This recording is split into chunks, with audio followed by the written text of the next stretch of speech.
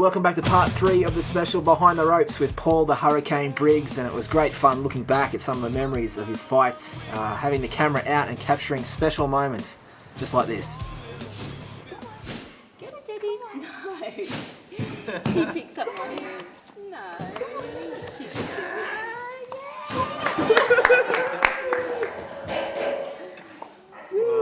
Baby's first steps.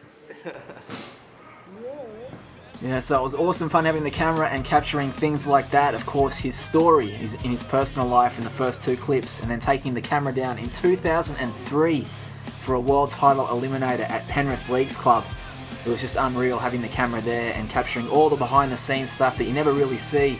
And while Briggsy was getting his hands wrapped just hours before the fight, I took a walk through the hotel to see if we could have a chat with the opponent. I had no idea what was going on or what he'd be doing. Pretty surprised to find out he was just chilling out in bed, so it was pretty funny to walk in there, grab a seat next to him on the bed, pull the camera out. The language barrier was hard, but we did our best. You enjoying Australia? You like Australia? Yeah, I like it. It's a wonderful place. Yeah? I like it. Yeah. Only one thing. Nobody know how to throw the boomerang. Oh, really? We may have to organise that. Maybe we can find something. You know how? Oh, well, it won't come back to me. Yeah. I can throw it, but it won't come back. It's like a stick. Can I ask about you and boxing? When did you start boxing for you? I'm ready to this fight. It's a long way to bring the opportunity. Yeah. And today is the day. Right. So Yeah. this means very much to you. Today is the day. Yeah. Right. It's always been your dream to box? Always something you want to do in your life? Like. No, I am I'm painting. Wow. Tell me about that. How long have you been doing that for? Yeah, I have maybe 8 years painting about bullfights, anything. Wow. Yeah. So after boxing, lot of painting. That's the plan. I don't know. I'm not sure. Yeah. Right. But I'm not for sure. Right. Okay. Well, mate, thank you for your time. We just want to have a quick chat and say hello. So we're only a couple of hours till you get in there, right? Yeah. Yeah. Well, good luck. Thank you very much. Good luck. Have a nice sleep. Hi, Australia. Yeah, so there he is, the opponent, Jesus Ruiz, catching some shut-eye before the big fight just a few hours away. And while walking through the corridor, I caught up with Samson Lukowitz, big-time agent in the States, and had a chat. Okay, so sitting here, the fight happening in a couple of hours. I'm with Paul Briggs' agent in America. Samson, how are you? Very good, thank you. Where are you from? Original from Uruguay, South America, Okay. and based in Las Vegas, Nevada. Okay. Now, your story in getting into boxing, how did that come about for you? Well, I started many years ago in selling gloves. Oh, So now, really? now in a Okay. different position in boxing, but I love boxing and I help a lot of fighters. So it's a lot accomplished for me.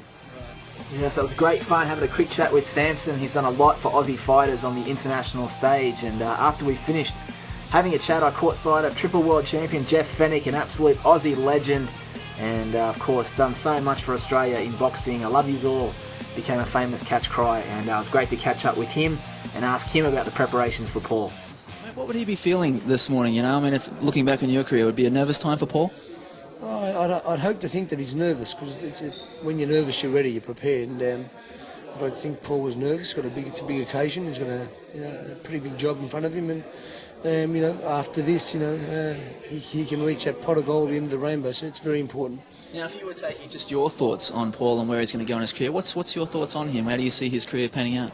Paul's very talented. He's one of those kids who's very confident, very hungry, who works hard, and if you've got them ingredients and then you've got some ability, which he's got plenty of, the sky's the limit. Right, now you being associated so much with boxing, in your career and now looking after other guys, is it something you miss on fight days? You ever? Oh, mate, not a bit. Probably not getting pounded. No. This is the good part about it for me these days. Although I get nervous for my boys when they're fighting, but it's certainly better on this end, because I feel I can give more back to these young guys who deserve to be taught and looked after properly. And that's my job today. I think I'm a teacher. I'm not a trainer. I think I teach the boys how to do things properly, and I enjoy it. Yes, that was definitely the fun thing about having the video camera out and the microphone and grabbing these people like Jeff Fenech, of course, Australian legend in sport, of course the world of boxing too, one of the greats, and it was awesome to catch up with him and ask him about his dream and whether or not he feel that looking back on his career, whether he lived the ultimate dream, and this is what he had to say. Oh, definitely so. More. I never dreamt of achieve what I achieved.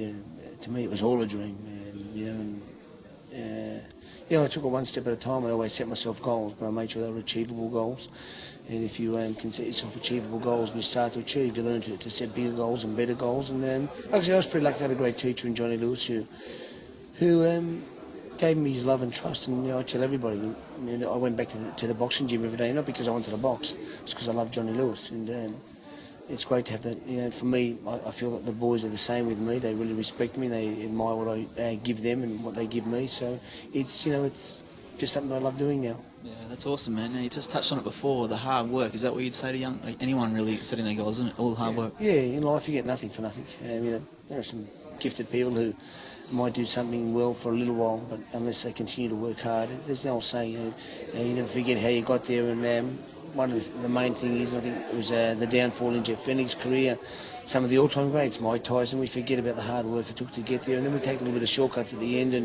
And I think that the mistakes that I made so these other young guys don't, make the same mistakes. And like I said, I believe I'm a teacher, so I'm very excited about, the prospects of my fighters today. Awesome. Well, thanks, Jeff, for your time. Thank you very much. Yes, there he is, a triple world champion, an absolute legend, Jeff Fenech, talking about Paul Briggs there. And it was while I was walking around the corridor in the hours leading up to the fight that I ran into another legend, a man who took boxing to even higher levels in Australia, and that is one of the all-time greats in Kostya Tszyu.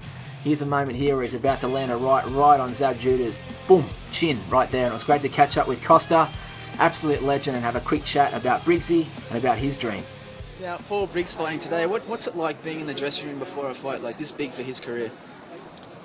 I mean, I've seen him just today. He's very cool, very relaxed, which is really good because usually day of the fight, it is lots of nerves around and you have to just block out emotions and be ready for the fight. I mean, it's a big day for him and important day where, all future in front of him.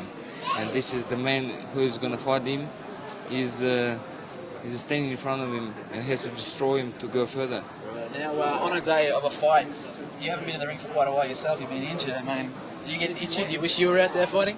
I will have issues soon because the time I have still been talking with the other people, but the time I'm gonna be in the dressing room, see the ring, I start to feel excitement because you can't change this. You cannot change this. Excitement in the ring. That's what drives us to do some hard training and the fight. Now, when you put in all the hard work that you guys do, what do you think about Paul personally? Do you like the way he fights? Do you think he's going to have a good future in the sport? I'm sure he's got a very good future in front of him, and he's very determined. And last time we had the chat in my house on my website, we had great understanding and understand what's to drive him to, and he's got the right motivation and as I said, I'm wishing him a really great future, and he can do it. Yeah, awesome. All right, he can do it. Thank you for your time, man. No worries. Thank you. Thanks.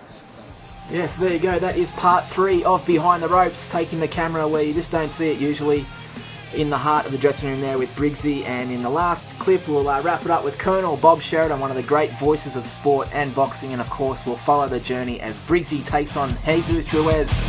Coming up.